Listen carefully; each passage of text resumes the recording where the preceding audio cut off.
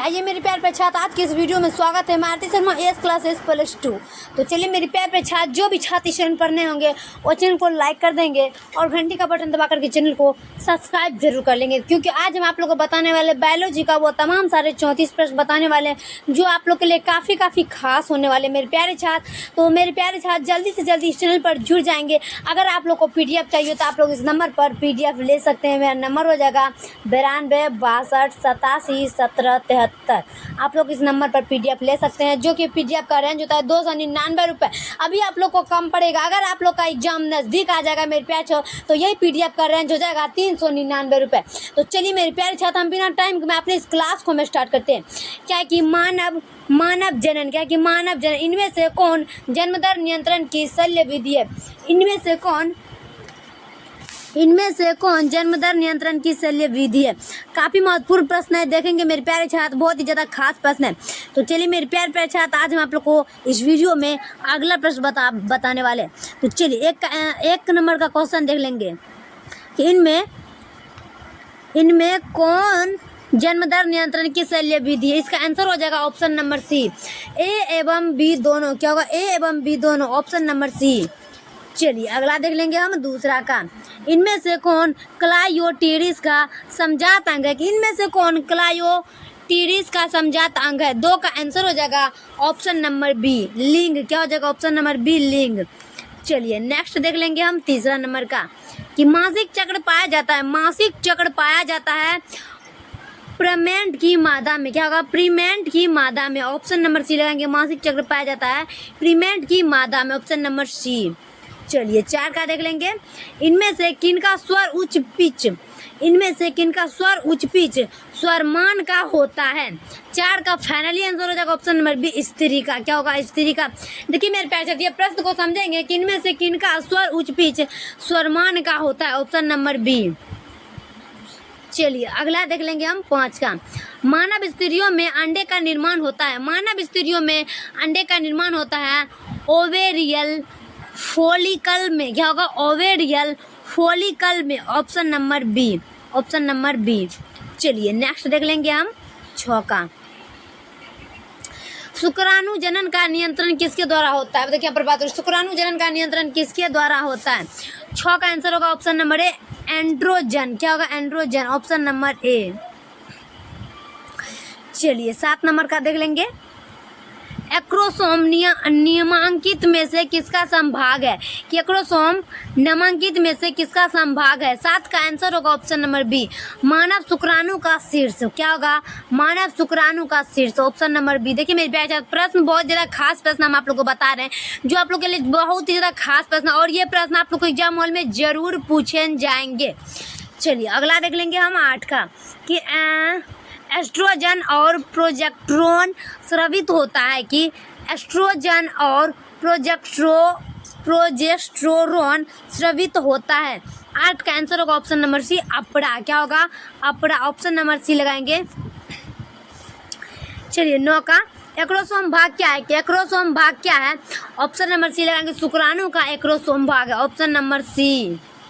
चलिए 10 का देखेंगे कि ग्रीवा सर्विक्स किसमें पाया जाता है? ग्रीवा सर्विक्स किसमें पाया जाता है? 10 का आंसर होगा ऑप्शन नंबर सी, गर्भाशय के बॉडी एवं योनि के बीच में। गर्भाशय के बॉडी एवं योनि के बीच में, ऑप्शन नंबर सी। चलिए अगला देख लेंगे हम 11 का। एस्ट्रोगेन का सेवन किसमें होता है? एस्ट्रोगेन का सेवन किसमें होता है? 11 का आंसर होगा ऑप्शन नंबर बी, ओवरी के ग्रेमेंडल इप्यूथेलियम, ऑप्शन नंबर बी। चलिए अगला देख लेंगे हम 12 का। स्लेव गैग के लिए क्या सही कथन है? क्या कि स्लेव गे के लिए क्या सही कथन है? 12 का आंसर होगा ऑप्शन नंबर बी, कोशिका का आकार घटता है। कोशिका का आकार घटता है, ऑप्शन नंबर बी। चलिए 13 का। मादा मानव के भ्रूण में किस अवधि के लिए कौन सा सही कथन है? कि मादा मानव के लिए भ्रूण में किस अवधि के लिए कौन सा कथन सही है? 13 का आंसर हो जाएगा option number D. Option number D क्या है? कि होलोबेल्स्टिक एवं सम्मान, ऑप्शन नंबर डी। चलिए अगला देख लेंगे हम 14 का। निम्नलिखित में मासिक चक्र अवधि के लिए कौन सा सही कथन है, कि निम्नलिखित में मासिक चक्र अवधि के लिए कौन सा कथन सही है। 14 का आंसर होगा option number D. Option number D क्या है कि प्रोजेस्टेरोन स्तर में वृद्धि 1 से 15वें दिन। क्या होगा, प्रोजेस्टेरोन स्तर में वृद्धि 1 से 15वें दिन। Option number D. चलिए अगला देख लेते हैं हम 15 का। सेरोटोनिन का नियंत्रण पिट्यूटरी के किस हार्मोन द्वारा होता है, कि सेरोटोनिन का नियंत्रण पिट्यूटरी के किस हार्मोन द्वारा होता है। 15 का आंसर हो जाएगा ऑप्शन नंबर सी, LH। क्या होगा, LH, ऑप्शन नंबर सी। 16 का। मेंस्ट्रुएशन का तत्काल कारण किस हार्मोन की वापसी। मेंस्ट्रुएशन का तत्काल कारण किस हार्मोन की वापसी है। 16 का आंसर होगा ऑप्शन नंबर सी। क्या होगा कि प्रोजेस्टेरोन। क्या होगा, प्रोजेस्टेरोन, ऑप्शन नंबर सी। चलिए अगला देख लेंगे हम 17 का।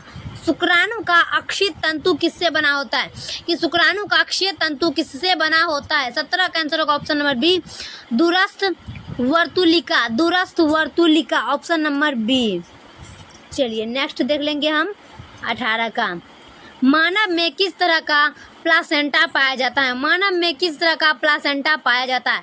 18 का आंसर हो जाएगा ऑप्शन नंबर डी, इनमें से सभी। ऑप्शन नंबर डी लगाएंगे, इनमें से सभी।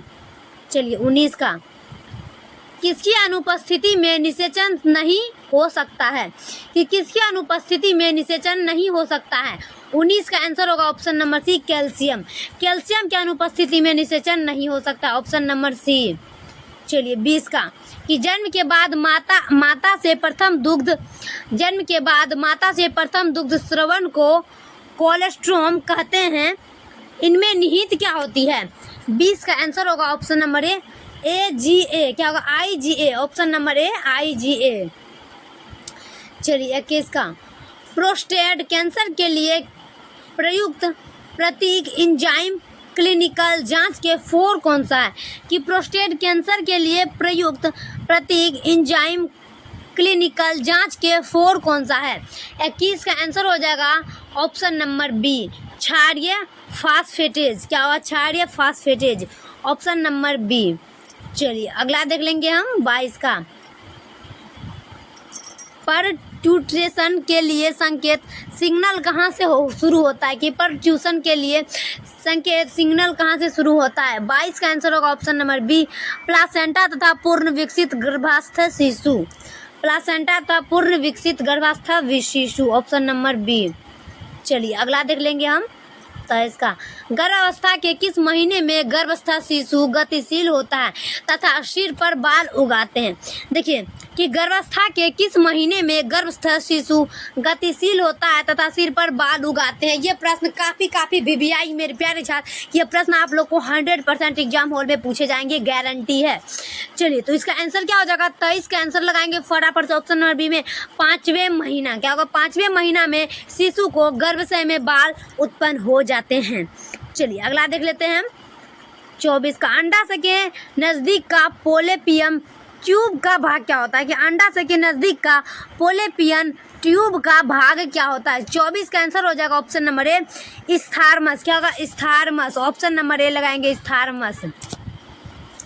चलिए 25 का। किसी मादा में ब्लास्टोसिस्ट के लिए क्या सही है, कि किसी मादा में ब्लास्टोसिस्ट के लिए क्या सही है। 25 का आंसर होगा ऑप्शन नंबर डी, क्या होगा कि